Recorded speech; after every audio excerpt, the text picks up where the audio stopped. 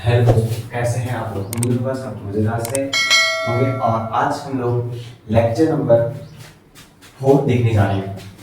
आज के इस वीडियो में हम लोग एक्सरसाइज 3.1 का क्वेश्चन नंबर 2 को देखेंगे। एक्सरसाइज 3.1 का क्वेश्चन नंबर 2 को देखने वाले हैं। अब क्वेश्चन नंबर 2 क्या बोल रहा है, ध्यान से सुनिएगा। क्वेश्चन बोला गया है अनुपातों यानी कि अनुपात के रूप में यानी कि a1/a2, b1/b2 और c1/c2 की तुलना करें। तुलना कर ज्ञात कीजिए कि निम्न समीकरण युग्म द्वारा निरूपित रेखाएं एक प्रतिच्छेदी करती है, समांतर है अथवा समपाती है। हमको बिना ग्राफ बनाए बताना है कि जो भी इक्वेशन दिया गया है, जो भी हमारे पास 3 क्वेश्चन है, ये तीनों क्वेश्चन को बताना है कि क्या ये प्रतिच्छेदी रेखा करती है, प्रतिच्छेद करती है, समांतर है या फिर समपाती है। लेकिन कंडीशन ऑफ सप्लाई क्या बोला गया है कि आपको बिना ग्राफ बनाए बताना है कि समांतर प्रतिच्छेदी है, समांतर है या फिर समपाती। ग्राफ आपको नहीं बनाना है, आपको सिर्फ अनुपात को ही तुलना करना है, बताना है कि प्रतिच्छेद करता है या फिर समांतर है या फिर क्या है दोस्तों, समपाती है। तो कैसे चेक करेंगे, कैसे बताएंगे, चलिए सीखते हैं फटाक से 1 मिनट में। कैसे बनेगा देखिए यहाँ पे, जैसे हमारा पहला क्वेश्चन है, पहला क्वेश्चन हमारा है 5x - 4y + 8 = 0 और दूसरा है 7x + 6y - 9 = 0। ये आपको इससे पहले कि हम लोग इंट्रोडक्शन पार्ट में ही पढ़ चुके हैं कि ऊपर वाला सारा जो वैल्यू रहता है वो a1x होता है प्लस b1y होता है प्लस c1 = 0। इसका मतलब आपका x के आगे वाला आपका a1 है, y के आगे वाला b1 है और ये हमारा c1 है।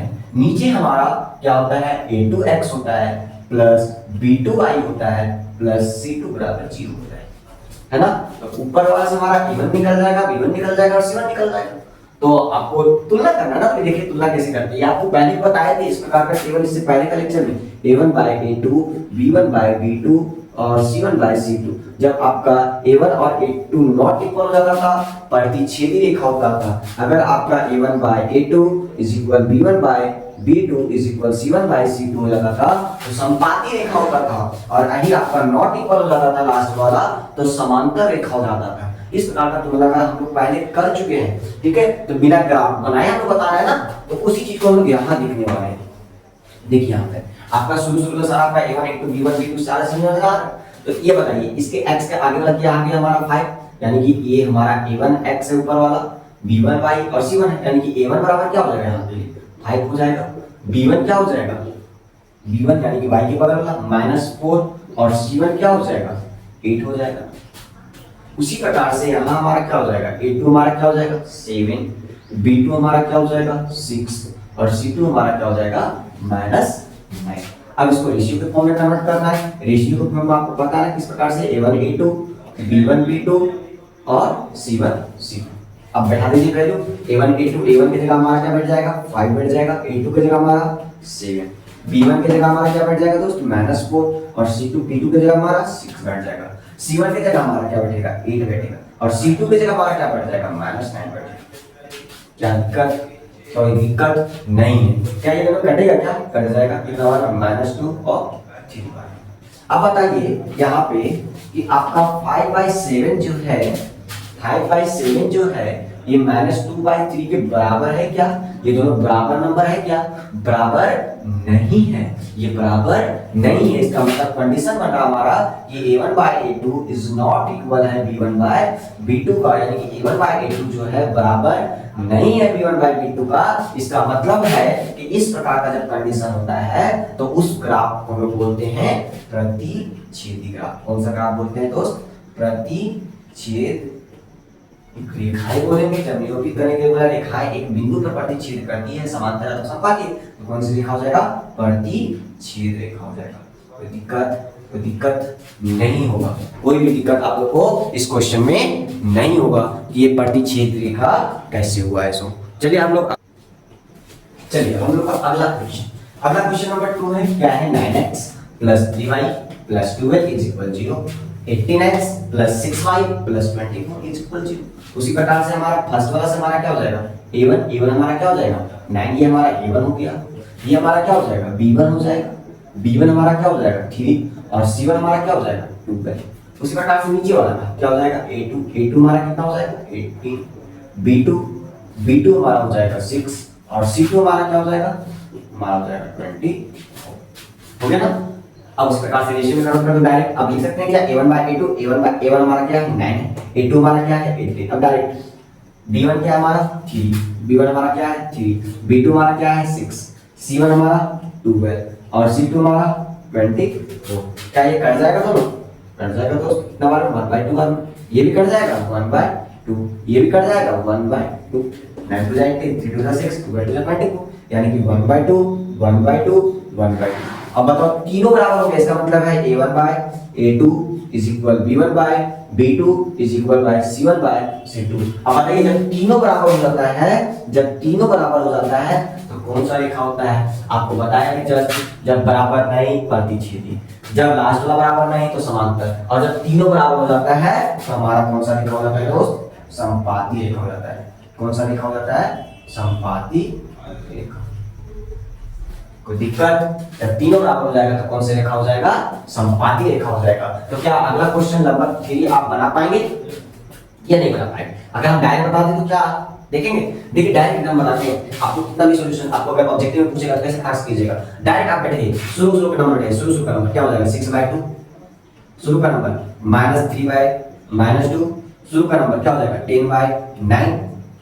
बताइए ये कट जाएगा 3/2 में, ये माइनस कट जाएगा, क्या आ गया 3/2 इज इक्वल 3/2 और 10/9। देख लीजिए ये दोनों बराबर है, ये दोनों ये इसके बराबर नहीं, ये बराबर है लेकिन ये इसके बराबर नहीं। इसका मतलब कंडीशन क्या बन गया a1 by a2 b1 by b2 और not equal c1 by c2। और जब ये कंडीशन बन जाता है तो अभी जस्ट बताए कि ऐसा जब बनता है तो कौन सा रेखा हो जाता है? समांतर रेखा। कौन सा रेखा हो जाता है दोस्त? समांतर रेखा। यही हमारा टॉपिक था।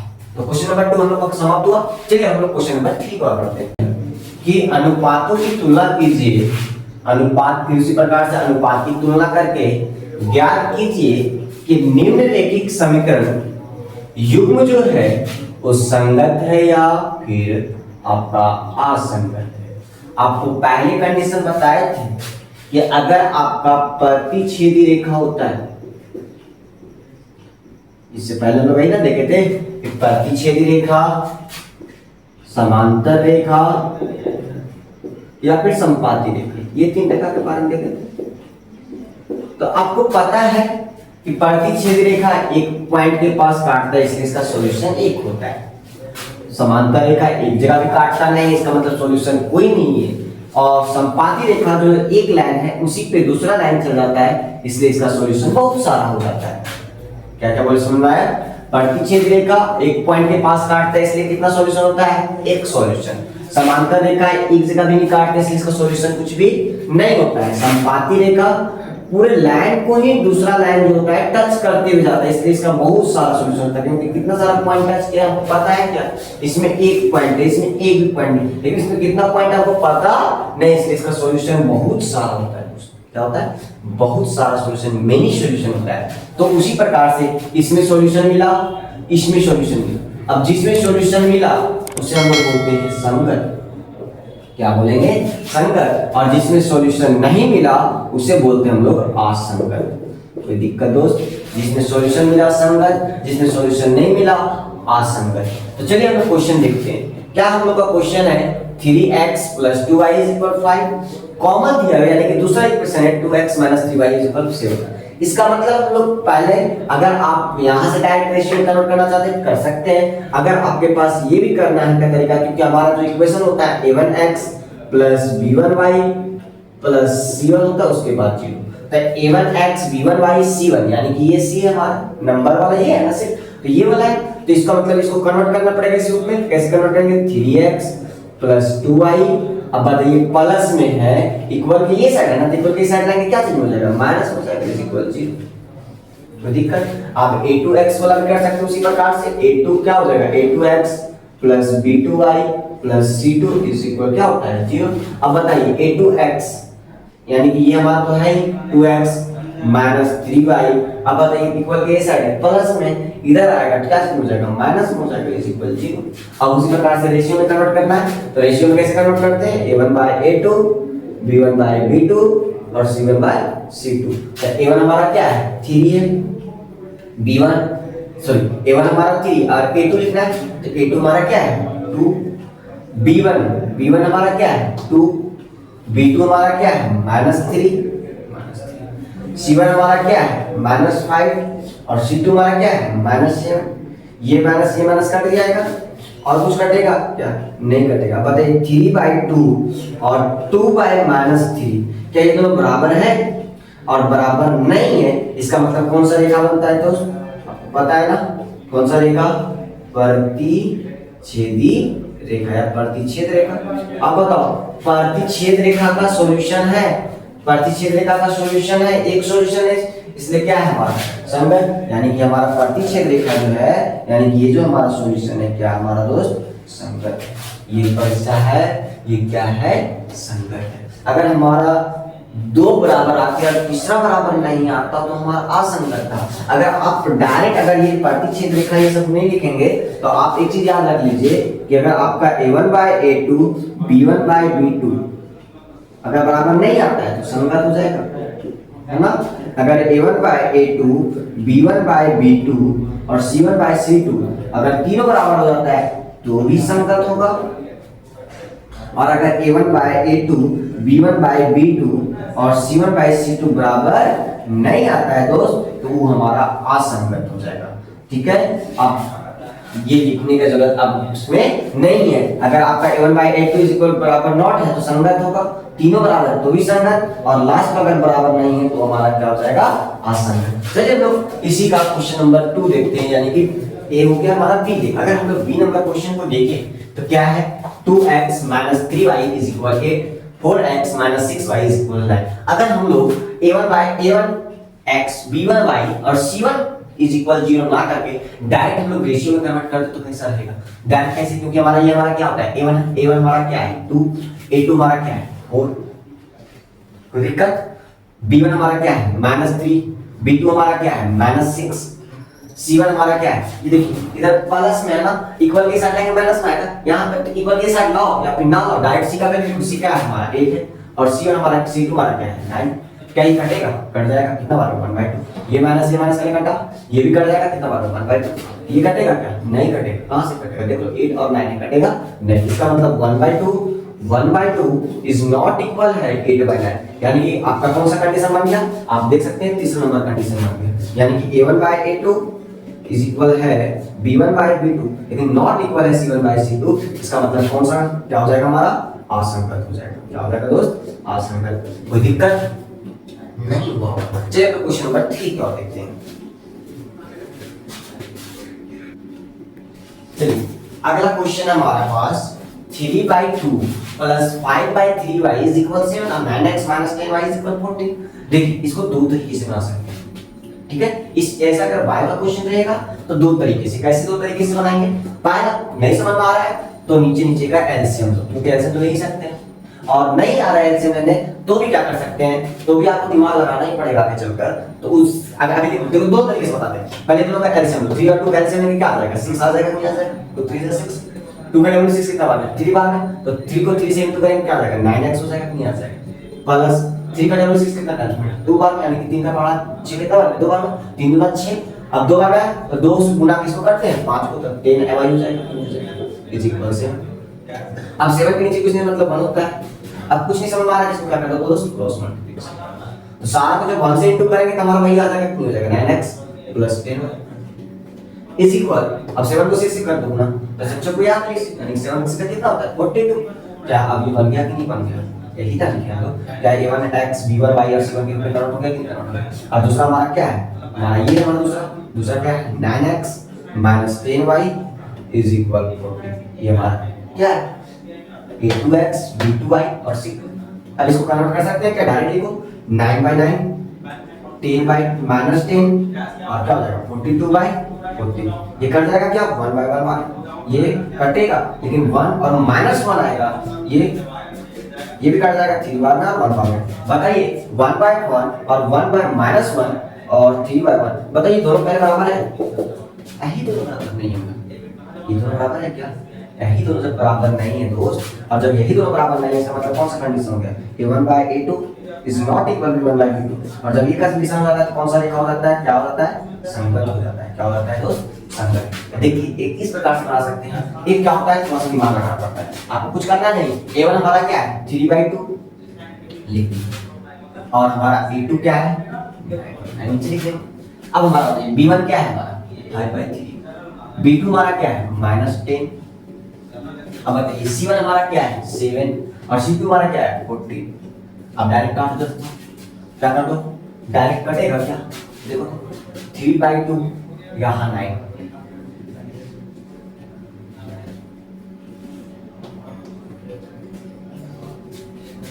अब बताओ ये डायरेक्ट कटेगा, क्या लिखेंगे? 3/2 इंटू 1 ऊपर चला जाएगा, 9 नीचे आ जाएगा, कट जाएगा। ये क्या कितना टाइम्स में कटेगा?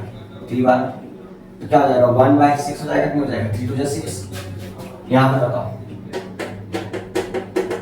क्या हो जाएगा? ये कट जाएगा, डायरेक्ट काट दे इसको।